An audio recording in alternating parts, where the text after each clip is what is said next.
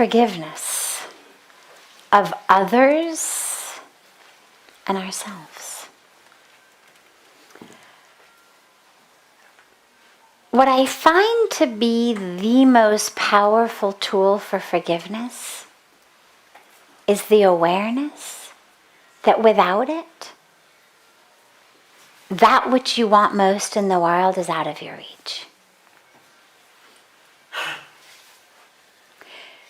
You cannot simultaneously be holding a grudge and be living in light and love and spiritual wisdom. They cannot coexist.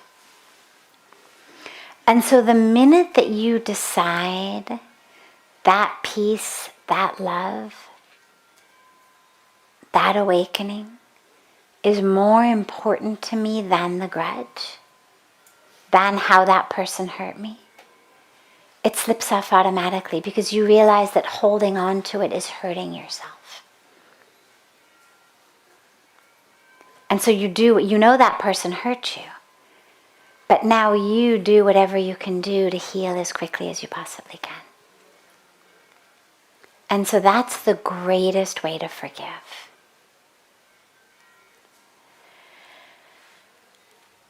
And we practice compassion.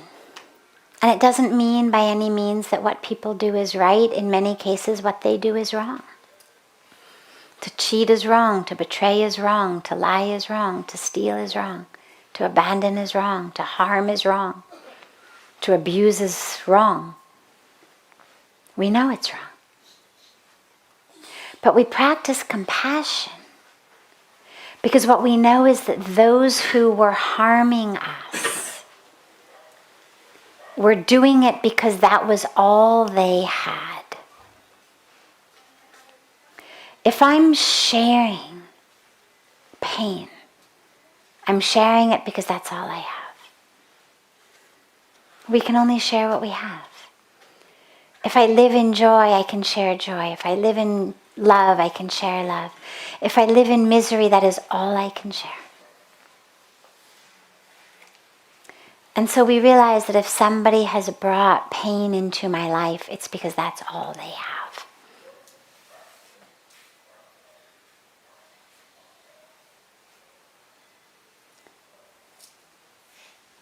And in terms of ourselves, we forgive for the same reason. Number one, because not forgiving is holding us back. Number two, because we realize that at that time, like everybody else, I was doing the best that I could with the toolbox that I had at that moment in my life.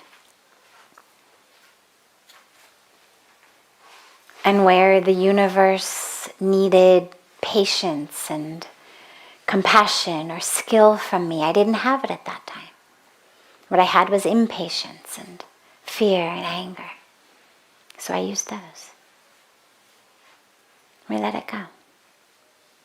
But we let it go with the clarity that I'm going to make sure my toolbox is full next time.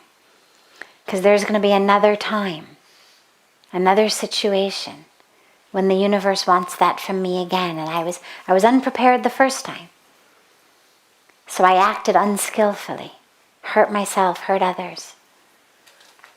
But I'm going to be sure to be prepared next time. If it turns out I didn't have patience last time, I'm going to cultivate it now. I didn't have understanding, I'm going to cultivate it now. I didn't have perseverance, I'm going to cultivate it now. And that's how we grow. But shame and guilt don't help us grow. They thwart our growth. So we let them go.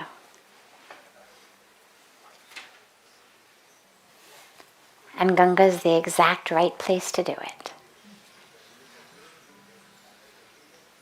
Give it to Ganga. That was Puja Swamiji's beautiful teaching to me. Instruction rather, not a teaching. It was an instruction. Just give it to Ganga. The pain, the anger, the story, give it all. Just give it to Ganga. I have moments come sometimes in my own life where something will arise. And I'll say to myself, my God, I thought we were done.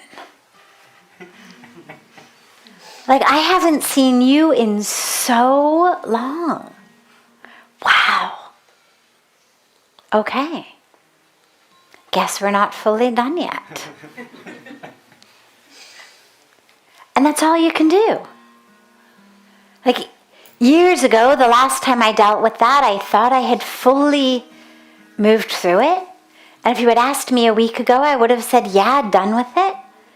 But then this situation arose and you realize, oh, I guess not quite so done yet.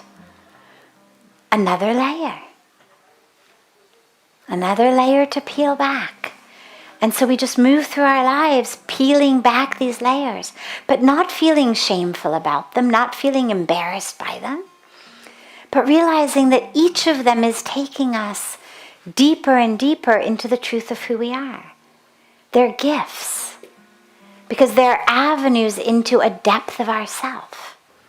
If nothing ever triggered us, if you lived somewhere where the rain never fell, you would never learn how to be the best carpenter in the world. You could be the sloppiest carpenter in the world and it wouldn't matter. But that's not the point of life. So it's not about how can I create a world in which nobody ever triggers me, nothing ever happens that pushes my buttons, nothing ever brings up anything for me. That's like saying, forget it, I'm too lazy to learn to be a good carpenter. I'm going to move somewhere it never rains.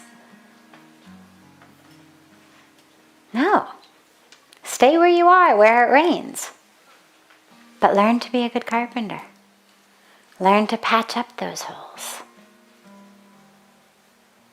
And that's what the rain teaches us. And so when something happens and it triggers us, and there you realize, oh yeah, there it is again. That's an avenue. It's an avenue deeper into yourself. Use it. Don't berate yourself. Don't feel shame. Don't feel guilt. Don't feel anything. I'm fascinated by it when it happens. I've got this great fascination for the workings of my own psyche. Really, and it's like, wow, that's so interesting. Okay, here we are. Hadn't expected to spend the day with anger, but here we are. You know, it's like in India we say Atiti Devo Bhava. It's like the guest is God. You are not allowed to slam your door. You didn't want to see that guy?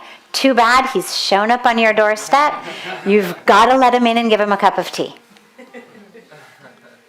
Same thing, it's like, all right, wasn't planning on spending the morning with anger, but there he arrived on my doorstep. Okay, let's give him his cup of tea and hope he'll be on his way sometime soon.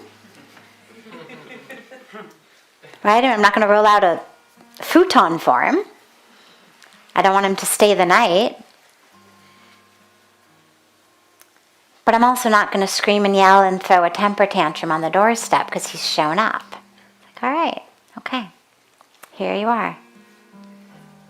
Not what I expected, not what I planned.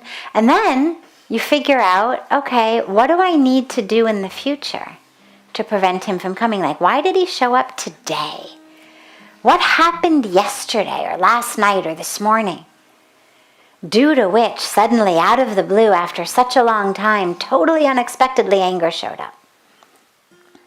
What happened? And it could be something as minor as, I didn't get enough sleep. I stayed up too late. Cranky when I'm tired. Could be any one of dozens of things from the most superficial physical level. Had too much sugar. Dinner last night threw off all my blood chemistry. Woke up in a cranky mood this morning. And it could be something much deeper. But you look at it. Without shame, without judgment. With fascination. And then learning for next time, how do we not have that happen? How do we keep anger off our doorstep?